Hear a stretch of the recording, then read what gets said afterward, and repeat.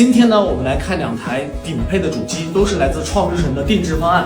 我右手这边一台是库里的定制方案啊，来自 NBA 的传奇三分王后卫的。这边是来自童年经典动画 EVA。可以看到这两台顶配创之神全都是选择的是 ROG 全家桶，非常经典的，像龙神三代啊，以及 ROG Crosshair X870-E Hero， 然后这个是给9800X3D 配的主板，也是目前非常纯血的一块 ROG X系列。这台定真4定制呢，配的显卡是来自华硕 TUF 的4090。4090作为旗舰显卡，在50系发布之前是最有性价比的显卡，没有之一。当然，它的价格非常贵啊。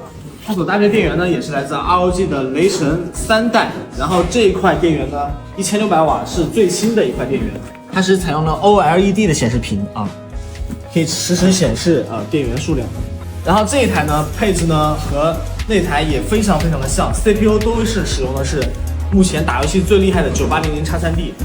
然后主板搭配的是同款的X870-E Hero， 水冷呢也是同款的龙神3代，不过电源规格稍微低了点，是1200瓦的雷音，但是上到1200瓦带这一套4080S 的显卡也是够用。